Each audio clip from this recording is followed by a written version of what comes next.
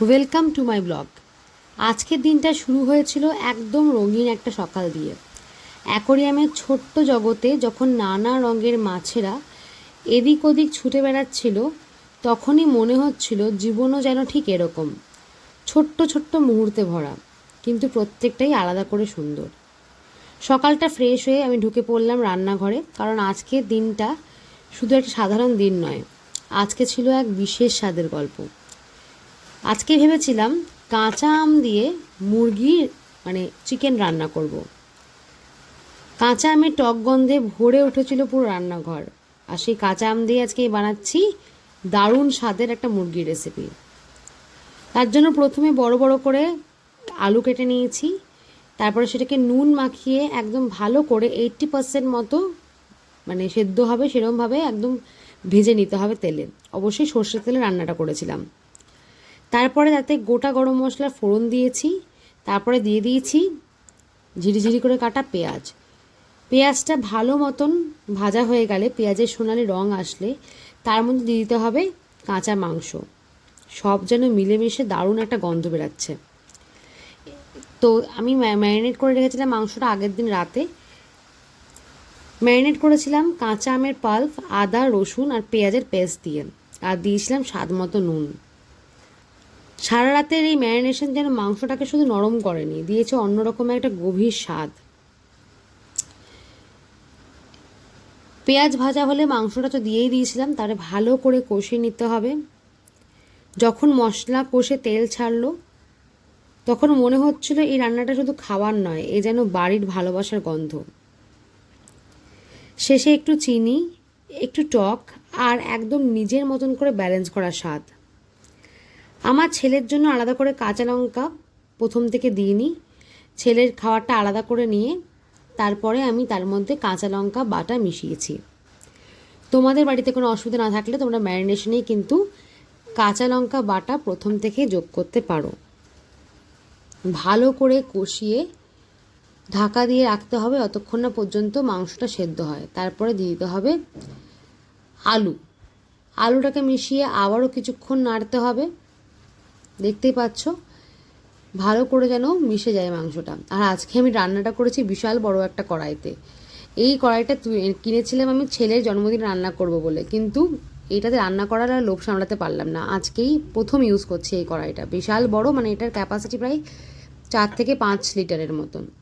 তো তার মধ্যে দিয়ে দিলাম হচ্ছে এরপর মশলা, কিছু সাধারণ স্পাইসেস যেগুলো আমরা ইউজ করি ডেলি রান্নাতে, যেরকম হলুদ, জিরে, ধনে, সবগুলোকে আমি জল দিয়ে গুলে সেটা অ্যাড করেছি।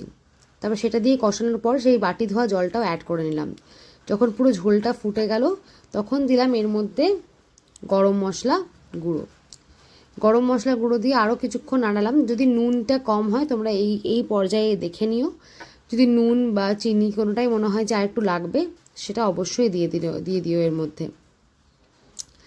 তারপরে বেশ কিছুক্ষণ এটাকে ফুটিয়ে যখন দেখলাম যে কালারটা একদম চেঞ্জ হয়ে গেছে, তারপরে আমি এটাকে নামিয়ে নিয়েছিলাম। আর দুপুরবেলা এটা আমরা আজকে খাবো। রান্না সেরেই চলে গেলাম ছেলেকে আনতে। ছেলের সানগ্লাস আর টুপি নিয়ে যাচ্ছি ওর কাছে ড্রয়িং ক্লাসে। যাওয়ার পথে দাদাকে দেখে একটু জল তেষ্টা পেয়ে গেল, তাই জন্য ডাব খেয়ে নিলাম। তারপরে দেখো ছেলেকে নিয়ে চলে এলাম। ছেলে আজকে এটা এঁকেছে, অপূর্ব হয়েছে, এত সুন্দর আজকাল রং করতে শিখেছে, আমি নিজেই দেখে অবাক হয়ে যাচ্ছি। এরপর এলো একটা বাস্তব গল্প, 1 সপ্তাহে জমে থাকা কাপড় গোছানো। জীবন শুধু সুন্দর মুহূর্ত নয়, দায়িত্বের ভাঁজে লুকিয়ে থাকে। আর সেই গোছানোর মধ্যেই বুঝি ঘরকে সুন্দর রাখতে কত ছোট ছোট পরিশ্রম জড়িয়ে থাকে।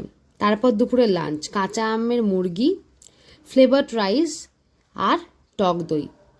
একসাথে বসে খাওয়ার সেই মুহূর্তটাই যেন সারাদিনের শান্তি, কারণ খাবারের স্বাদ শুধু মশলায় নয়, একসাথে বসে খাওয়ার অনুভূতিতে। বিকেলে রেডি হয়ে বেরোলাম নিজের জন্য একটু সময় নিয়ে। তারপর ছেলের জন্য একটা আংটি কিনলাম। আমাদের এখানে অনেক দিন ধরে ভাবছিলাম যে এই জুয়েলারির দোকানটাতে যাব, তো আজকে ছুতো পেয়ে গেলাম যাওয়ার। দোকানটার নাম হচ্ছে TJJ জুয়েলার্স। তো তোমাদের সঙ্গেও শেয়ার করব। এই দোকানটা হলো চাপাডালিতে।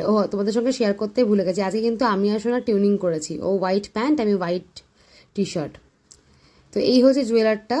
তো এখানে চলে গেলাম, ভিতরে ক্যামেরা করা বারণ ছিল, তাই জন্য তোমাদের সঙ্গে অল্প করে শেয়ার করে নিলাম। ছেলের জন্য বার্থডে গিফট কিনে নিয়ে চলে এলাম শাখার দোকানে। অনেক দিন ধরে শাখা পড়তে ইচ্ছা করছে, শাখা আমি পড়ি, তবে শাখাটা পাল্টাতে ইচ্ছা করছে।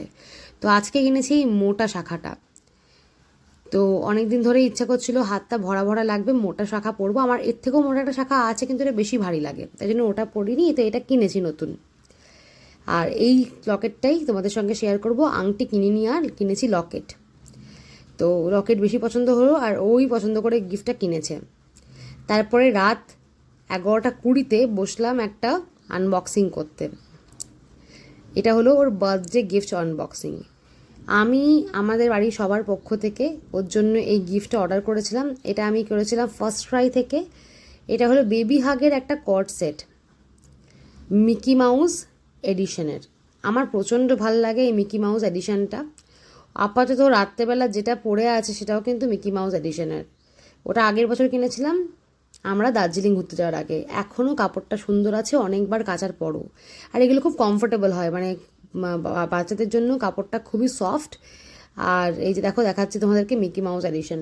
তো এটাও পড়ছে, এখনও পড়ছে, টাইট টাইট হয়ে এসছে, এবার চেঞ্জ করতে হবে। তো এই কাপড়টা কিন্তু সত্যিই খুব ভালো। এর মতন এখানেই আজকে ব্লগটাকে এন্ড করছি। এই শাখাপলাগুলো পরে আমার যে কী ভালো লাগছে, অনেকদিন ধরে শখ ছিল যে এরকম একটু মোটা মোটা শাখাপলা পরবো। তো এটা আজকে অর্ক কিনে দিয়েছে আমাকে। তো টাইম পাচ্ছিল না, আজকে টাইম পেয়েছে। তো যাই হোক, আজকে আসার সময় কিনলাম, তোমাদেরও দেখালাম। খুব ভালো লাগছে আমার পরে, হাতটা একদম ভরা ভরা লাগছে। আমার সরু শাখাচ্ছে একটু মোটা শাখাই ভালো লাগে। আগেরগুলো তো আছেই, যখন এটা পরে আবার বোর হয়ে যাবে তখন ওগুলো পরে নেবো। এই হচ্ছে ব্যাপার। পাল্টে শাখা পলাটা আমি পড়ি, তো একটু পাল্টে পাল্টে পড়লে ভালো লাগে। আর তাছাড়া যখন এমনি ওয়েস্টার্ন পড়ি তখন মাঝে মাঝে খুলেও দিই। ওরকম কোনো হার্ড অ্যান্ড সল রুল নেই যে পড়তেই হবে। যে শাড়ির সঙ্গে একেবারেই মানায় না তখন খুলে দিই।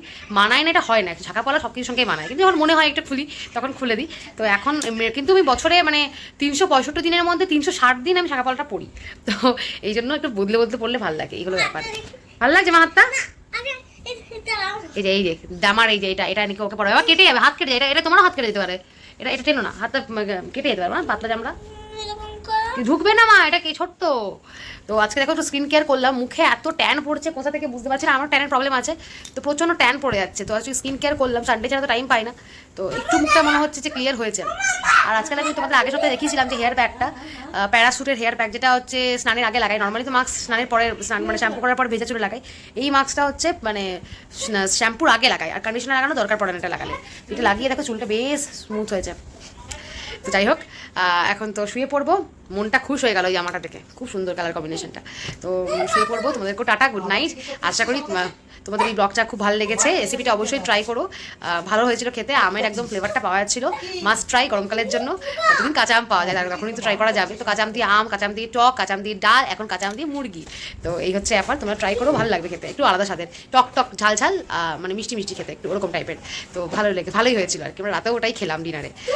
তো তোমাদের সঙ্গে আবারও নেক্সট ব্লগে দেখা হচ্ছে। যদি কিছু ভালো লাগে থাকে, বিশেষ করে রেসিপিটা, তাহলে একটা লাইক করো, ভালো লাগলে শেয়ার করো, কমেন্ট করো, আর সাবস্ক্রাইব কিন্তু করতেই হবে।